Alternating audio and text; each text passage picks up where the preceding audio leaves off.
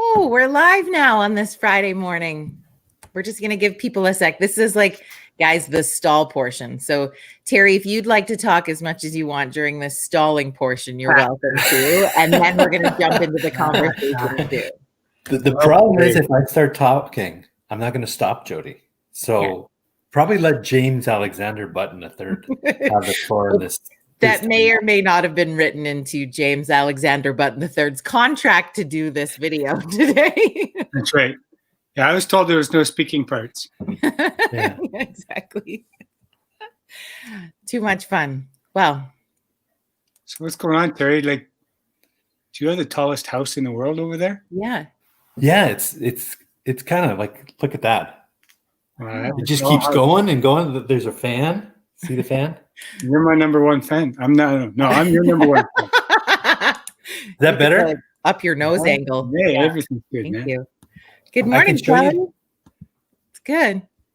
I can show you. Maria's making a holopchi today. So there's stuff in the background. She's got all her sauerkraut and sour cabbage ready to go. So this afternoon, the house will smell incredible, like it always does. I cannot stand the smell of sauerkraut. I'm bringing you some today. That and pickles. You could bring it. Tracy will eat it. Yeah, I feel you're the only one I know, Terry, that loves the smell of boiled cabbage. My wife loves it too. Oh, all right. I like taking the cabbage off the cabbage roll. Yeah. Maybe that's a poll question for today's coffee chat. Is like, how many people really enjoy cabbage or cabbage rolls? You know, maybe that's what I want to push out to you, the audience, is say, how many people really enjoy it? Cooked cabbage versus raw cabbage, because there's a difference there too, right? Big things are going to happen today. One of the bottom feeder foods. Got to do what you got to do. Last pick. All right. Well, let's get started this morning. Welcome to Virtual Coffee Club. My favorite day of the week is Fun Friday because we get to bring some friends into the mix. And I'm really excited to have these two characters join us for a Fun Friday chat. They have both recently been guests on my podcast show. And I just thought, you know what? They have such a unique friendship and can kind of bounce off each other. They might be fun to have on a Fun Friday. Or we could leave this next 20 minutes feeling like that was not a good idea. Either way, what else do we have to do on a Friday morning? So if you could please welcome my friend Terry Andryo and James Alexander Button III to our Fun Friday. Hi, you guys. Hey, Hi, Jerry. Do you just like putting the longest screen name ever? Or is that really your name? No, that's my real name, but everything but the third. The third just means I was a third boy in our house. It's awesome. Well, I go by Jim. Yeah. If you heard the podcast, Jim Button, he is one of the co-founders of Village Brewery, and he's doing really cool things in the community. Terry is with ATB Financial, but we won't hold banking against him. No, because he does so much cool community stuff. And you guys are you're a hoot. How have things been? Go ahead, Jim. Apparently, Jody's got the mute button on me. I can still hear him, Jody. Yeah, sorry, buddy. Things are good. It's really, you say it's Friday. I go, it's another day. I've lost control of Monday, Tuesday, Wednesday, Thursday, Friday, Saturday, Sunday, as of late, and it's I don't think I like it. I like having points in time, so I'm going to try and get that back. But I hear it's Friday. Has either of you wore a watch during COVID? I don't even know what time it is half the time. No. I can tell you the time of day, but not the day. Yeah, that's good. Today, actually, Jim and I are walking. We try to walk every Friday. Yeah. And today is what we're calling Free for All Friday. So we've actually got some guests coming to walk with us today. I know of at least two. Jim, is there 3 people walking with us today? 2. Whatever you have, because I didn't do anything about it. Okay. So this is a new thing that we've done because we were on a podcast last Wednesday called Wellness Wednesday with actually Curtis Stange, our CEO at ATB. And we talked about, our relationship and the fact that we walk together at least once a week. We stay in communication pretty much every day. But we kind of open it up. First Friday of the month, we decided we're going to make it a free for all Friday. So whoever wants to join us for our walk today at 1:00. So we've got a couple people joining us, and that's going to be kind of a cool thing because typically we just talk to each other and listen to each other. Now we've got guests joining us on a virtual walk. No, on a real walk, not on a virtual walk. Always like virtual walks. Those sound intense. You just be like, yeah, here we are. You're on your own treadmill. Yeah, and virtually sweat. Yeah, exactly. Well, I wasn't sure when you said a free-for-all walk. Is that like walking with snacks? Like, yeah, bring whatever you want, wherever you want. It's a little cooler on a stroller. That's fun. Well, what I think was interesting, what I found in talking, even though I talked to you both separately for the podcast, you shared a lot of the same sort of philosophies and attitudes and outlooks on life. You're both men who have overcome and are overcoming challenges in illness also, but you have this really amazing outlook. And what I've noticed from both of you through this time frame is that you've been very intentional about staying connected to people. And I think that's an important thing to bring up again, although we talk about it all the time, but to share some of the examples of the things you guys are doing so that people, as we go into this next period where we're so unsure of what that looks like and people are concerned about how they stay connected and what their mental health looks like moving forward. I'd love you two to share some of the things that you're doing to work on that, because they're great ideas. Well, Terry and I go for a walk every Friday, but I try and go for a walk every day with somebody different. It's good for me and it's good for the individual I'm walking with. Typically, people I'm walking with are reaching out because they've got a challenge, whether it's a business challenge or a health challenge or an emotional challenge. And they know that I do this, so they come for the walk, and you'd be amazed. It's like, have you ever tried to get information out of your teenager when you look at them face to face? It's impossible. The only way you can do it is to go for a car ride. And that way there's no pressure because you're not looking at each other. You're just having a casual conversation. Well, that's what happens with these walks. People tend to be, I find, a little more open. And I think it's partly the endorphins from the walk. It's partly from the release they get from being outdoors and a non-threatening conversation. So I love doing that. It's imperative for me. Yeah, certainly, from our side, walking with Jim once a week is one thing. I get out and walk by myself every day. So for me, I'm what? I feel bad for you, Terry. It's good therapy because sometimes you need that alone time just to walk and to digest. But I think one of the things that I'm trying to do is just stay in communication with a lot of people. And Jim and I have this competition when we talk about every Friday. Like, who did you text this week? And Jim has a system in place, and it's like an alphabetical system. And he starts with the letter P or X. How many friends under the X Jim can, stay in contact. So my form of communication and getting people through this is just staying in touch with them and communicating with them randomly but purposely. It's making sure that you're connecting people or just saying that you're checking in. We annually put a video together that we release every December 1st, and we held off this year primarily because of we didn't want to show people what we were doing. We wanted to enforce and talk about what they're doing. So we sent it out on Tuesday, on December 1st. And I got a whole bunch of emails back of people telling me what their year was like, which was pretty cool. I just responded to 2 of them today. But probably in the course of the week, I've had about 15 or 20 emails come back to me in conversational ways, just explaining what they're doing during this time, which is really kind of an interesting approach that we've taken this year. Yeah, I think people right now are feeling like they're in it alone, forgetting that everybody else is in a similar boat and that you can be connected in many ways. One being walks, another one just doing what we're doing here, or simple phone call. Just time to be endured. It's still you still have an opportunity to thrive and enjoy it. And I think if you go in with the right attitude, you can. And I think a lot of people right now are starting to get worn down on the whole idea of their life is different, instead of saying, my life's different.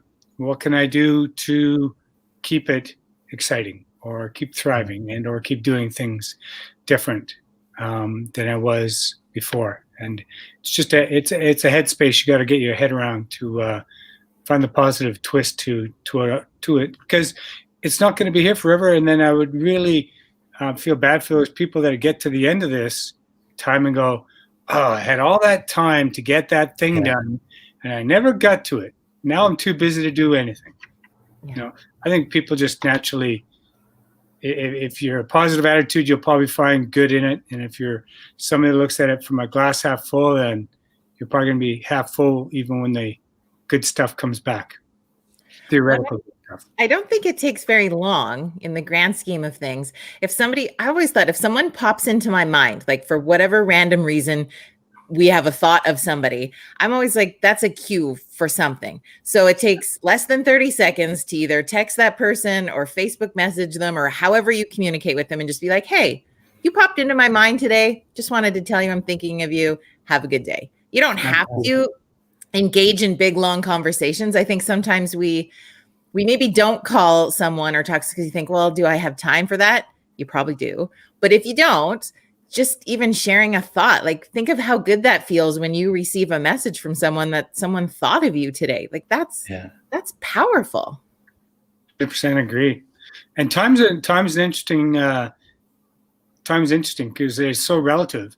It's quite often you say, I don't have that time, but just imagine all of a sudden your child gets sick. Look how quickly you can get rid of an awful lot of stuff off your calendar. And nothing negative happens as a result of that. You can make time work on your side if you actually are open to trying to do so. Yeah. And I think the biggest thing is just getting into a routine for anything, whether it's exercise or walking or just communicating with people. Is once you get into that habit and that routine, it becomes way easier to deal with, both in responding and sending out. Yeah, I made a quest to try and walk at least 5K a day.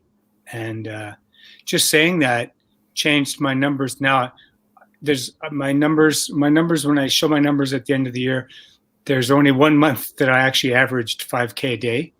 And but for me, there's a lot of days where I'm just so ill I can't even get out of the bed. But so that really affects my numbers. But you'd be amazed at what just saying something does. When I looked back at how much I'd walked in the last couple of years, and I've been trying to do this walking thing for a while, my numbers this year are way past what I did the last couple, simply because I said I'm going to try and walk 5K a day. Just pick something and move towards it. Well, and don't be so hard on yourself if you don't, right? I think you're afraid to say it out loud because then if you don't walk 5K a day, you think, oh, people are going to judge that. No, we don't have time. We don't care. We're happy. We're happy to support each other in everything. And even if you did it once, that's one more 5K than you did if you didn't say it, right? Yeah, exactly. We're way too hard on ourselves, I think. How do you guys shake off that bit? Because I know you both have interesting challenges with your health. So when you have those down days, how do you shake that off and keep going? Go ahead, Terry. I think, in a couple of ways, we're both competitive individuals. So at the beginning of the year, particularly in January, Jim was sending me back and forth, screenshots of how many kilometers he walked, which enticed me and just made me go, okay, I got to prove to him that I can do better than him. So I think that's always one thing, but just that communication, Jim and I text each other probably every day. So, and the first things we really check into is just how we're doing with each other, and that's where it starts. And then it really kind of goes and blossoms from there, that we'll talk about our wives and we'll talk about our kids or something like that. So the conversation is short and sweet, but I think just the check-in factor and the fact that I have a buddy, and I can rely on that buddy to kick me when I need to, because Maria's great at it. And so is Tracy, but they're too close to the action, and I always look at the relationship Jim and I have, and it's because it's really in an unbiased situation that we get into. We recommend things to each other, but we don't tell each other what to do. That's what our wives do for us. That's what they're for. My wife never tells me what to do. She's not as mean to me as Maria. Those are fighting words. Good. This is good. Yeah. The stream of conversation is really going to help me out. Next Friday, we'll have the wives on and continue this conversation and see how it goes. Yeah. And you're going to need way more than 20 minutes with those. We're going to do a nighttime wine expose with the two of them. Don't you worry. You're just stepping into it deeper and deeper. You're right. We have a new benefit is Maria's sleeping right now, so I can say all I want. Once she sees this, it's a different story. Right. Yeah. I will be sending it to her for sure. And what about for you, Jim? What's your shake off the bad days sort of thing that helps? Well, it starts with yourself, to be honest. And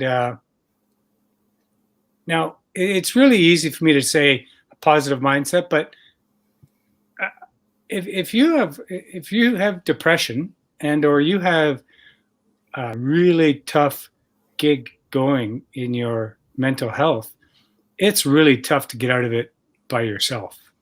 And part of my learning over the last 5 years of dealing with cancer is that this is a shared experience. Of course, the shared experience is as much as you will open up to in terms of the sharing. So you have to be willing to be open and vulnerable and ready to hear and see and do things from others that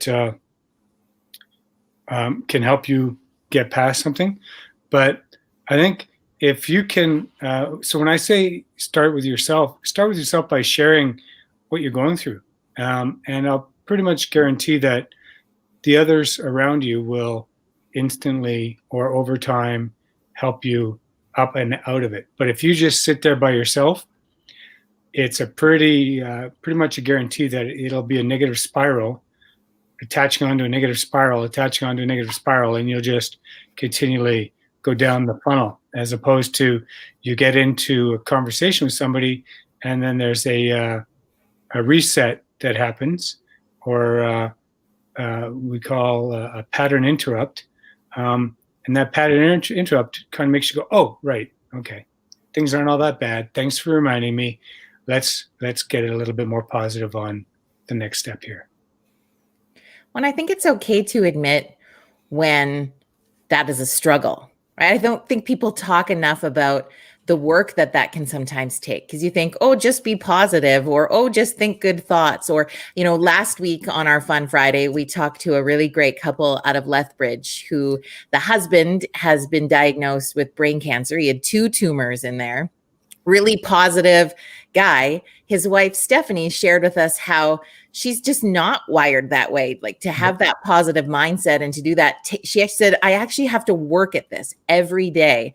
And I felt so like that was so impactful to me, because I think those of us who tend to just be wired more positive can't even fathom somebody would need to work at that. So I love that it opened up this conversation that that's not always easy to just be happy or whatever it is, right? Let's also remember, though, Jody, that the caregiver really hasn't got as much control, or doesn't feel like they have as much control as the person with cancer or the Parkinson's. I know when if I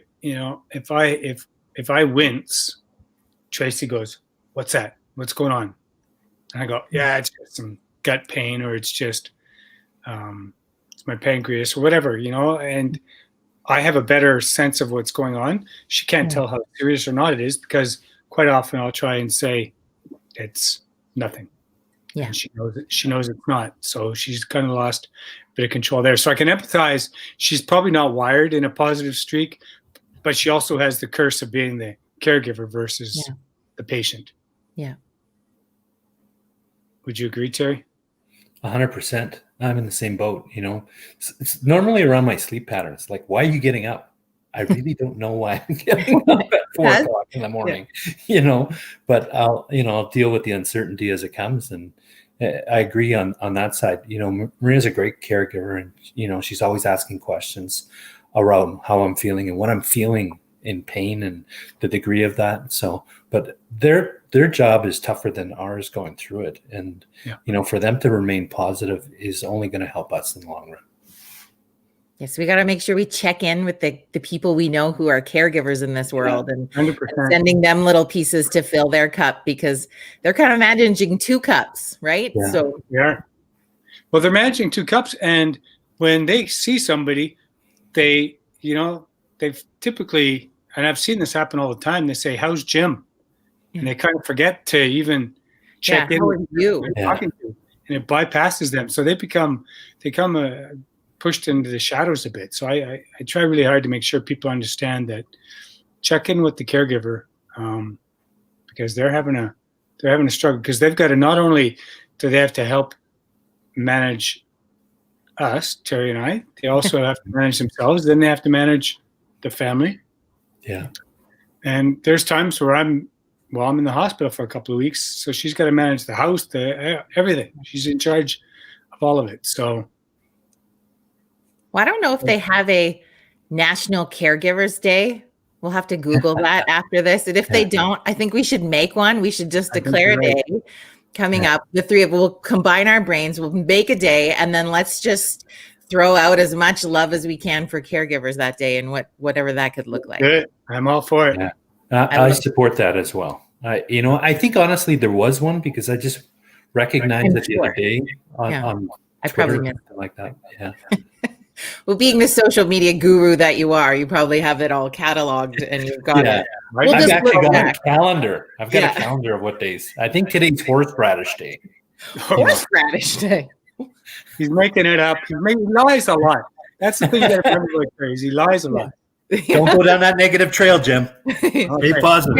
He doesn't tell the real story. Yeah. That's it. I'm looking up what day is today. Yeah. Well, I actually had a desktop calendar. My sister gave it to me for Christmas last year that had all those national days, but I don't know where it went. Yeah. But I'm sure. And the other thing I wanted to point out that I like that you said earlier, Jim, was in sharing what you're going through today. I mean, sometimes that takes an element of bravery, and people like to point out, oh, Kathy just said it's the 3rd Friday in February. National 3rd Friday in February. Okay. Yeah. Okay, write that So down. it wasn't the other day, like Terry lied, but yeah. Well, I probably lied about the horseradish day today as well, according to Jim. Some sort of Ukrainian wife day or something like that. Someone can Google that while we're talking. What is national what day today? I was trying to check out what today was. Yeah. But before I derailed that thought, what I was going to say. Bartender Appreciation Day. Bartender. Yeah. Bartender. Yeah. Well, and they're having a tough go day. right now with COVID. So love to the bartender. Oh, yeah. Okay, so let's do it. Let's show some love to bartenders. Everybody go out. Cheers. Cheers. Everybody just cheers them and stay home. Cheers. My bottle of vodka here. your straight vodka for the morning.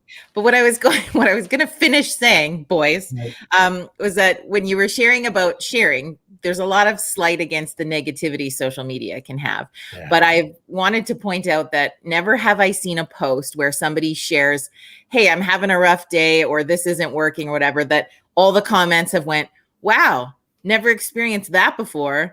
Well, that's a first. Oh, you're totally alone in that. That doesn't happen. People share their experience and they share compassion with you. And so if you just need that, use that tool. Like, there's a lot of great tools social media can do on a positive level. I wish they'd do a documentary on that. Yeah. No, unfortunately, social media does get a rap for being negative, and it does have the capacity to be quite negative. But if you stay on the positive side and don't go into those areas where all the trolls are, you'll probably find that it's actually not too bad of a place. Yeah. Yeah. And I think still, Jim and I talked about this last week. It's a gender thing too. Like, men don't normally open up where the females typically do. And, that's a stigma that we got to break down, and I'm glad to have friends like Brett Gardner, who's talking about mental health on the men's side, Ted Stovin, people who are running podcasts, Mark Conrad, they're all talking about these things. But I think we need to continue the conversation, not just do it 1 month a year when we talk about Movember or anything like that. Yeah. So we've got to keep moving it forward. And there's some great advocates like Amy Manya and Dr. Jody Carrington that are talking about these things. But I think it is a male thing that we have a hard time being public with that. And I've learned so much from Jim and the way that he's approaching this, that's encouraged me to do the same thing. I'm just an oversharer. I just can't help it.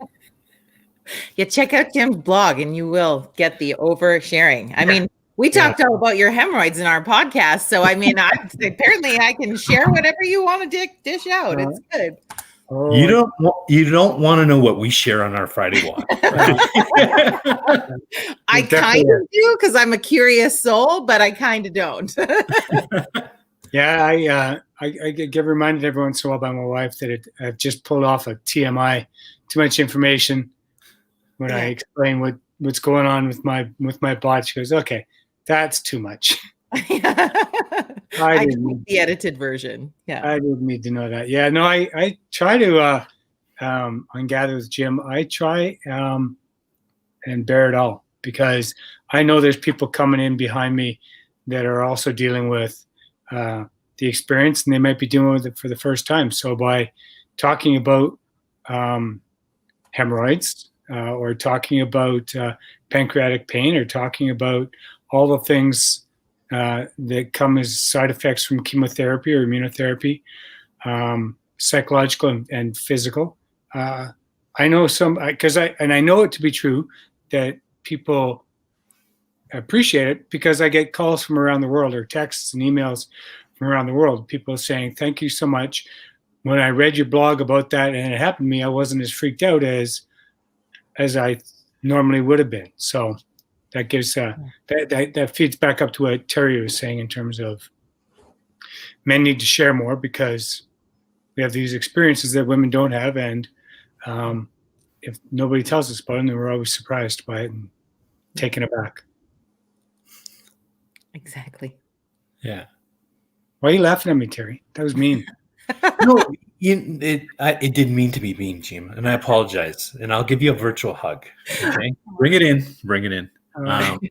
I just think there's more men out there starting to talk about issues that they're dealing with, and one of the people that I follow is Chris Snow, who's part of the Calgary Flames and his process with ALS, and he's got a different take on it. He's clearly making what his challenge is visible to us. But his wife, Kelsey's also writing it from her perspective, from the caregiver's perspective. So, I'm starting to see more of it. There's more men talking about this. And I'm really happy that we're opening up and being able to do with it because, still the statistics weigh heavy on the men's side. 75% of suicides are men versus women. And I don't think it's about evening the balance. It's about reducing the numbers, rather than saying we got to have less men. We have to have less people committing suicide and having the ability to talk about it rather than saying we got to reduce 75% men and get the women up. That's not what we need to do. We need to reduce numbers. And part of the solution is talking about it and opening up. Well, when I gave a speech to CC4MS, it's a center for men that have been sexually abused in youth. So 1 in 6 men is sexually abused by the age of 18. 1 in 3 women. They actually say the men could be 1 in 5, but they don't have good reporting because men don't talk about it.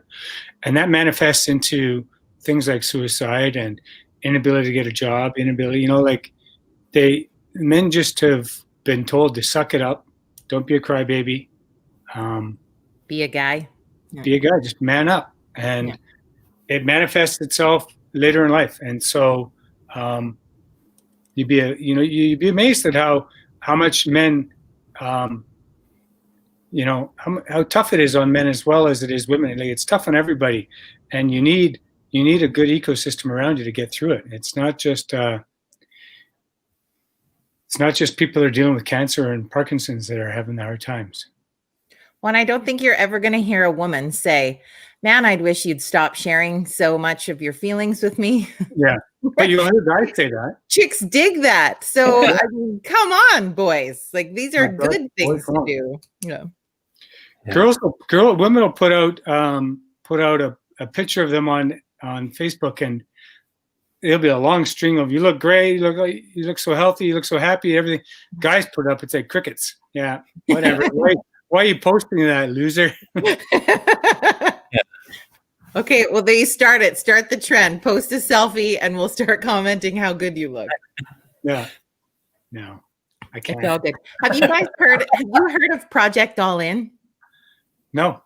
So it'd be something I would invite you to. I think the two of you would be interested in this. So it was created by two firefighters who wanted to have more conversation in that industry of first responders. So firefighters, EMS, RCMP, all that kind of first line responders, to have more conversation because they were seeing an increased rise in suicide in this industry. So they've created a coin that on one side has a picture of a buffalo and the other side has a picture of a maple leaf.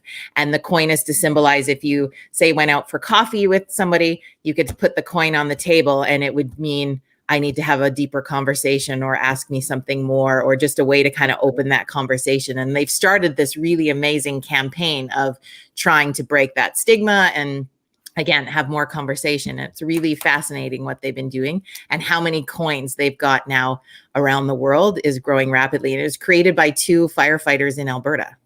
Oh, that's beautiful. Yeah. We need more of that stuff to go on and to be known, get it out more visible, get it out into the public, because those are good mechanisms to help conversations start and continue. Yeah. It is always quite amazing, when you know somebody's struggling and you try and wait for them to say something and they don't. So you ask the question and then all of a sudden it's just like, it just comes and comes and comes. So don't be afraid to ask if you think somebody's struggling, because the odds are they'll start talking once you open the door and you ask the question. All right. Well, I appreciate your time today, you guys. We got a correction that National Caregivers Day in Canada is April 7th. So just so you know. Just a moving target. What's the February one? The February one must be the American. I don't know. There's no way my caregivers getting Kathy 2 is days. sometimes an unreliable source. I don't know. Yeah. Kathy, come on. Just kidding. But I appreciate your time today. For caregiving, Jim, I'm giving mine 365 days. I'll post something. There's the argument. Too late. I'm going to show the video and it's going to end right before that. Just edit it. Yeah. If people wanted to come free for all walk with you today, should they just send you a message? Yeah, sure. Absolutely. Or just show up. Yeah. Show up where? Meet us at Britannia Mall. What time are we walking at? 1 o'clock at the Monaco Coffee. Or Monogram Coffee. Monogram Coffee. Okay. Coffee at 1 o'clock. We're going well, from we'll there. be a little late. Probably 1:10. 1:10? Yeah. I'm going to start the week without you. Because we start at my place and it takes us 10 minutes to get there, Terry. Okay. So should we bring a rope with us? Like, put everybody who's following us on a rope like they do in Disneyland when they take kids? Is like everybody's 6 feet apart with a rope? Yeah. Yep.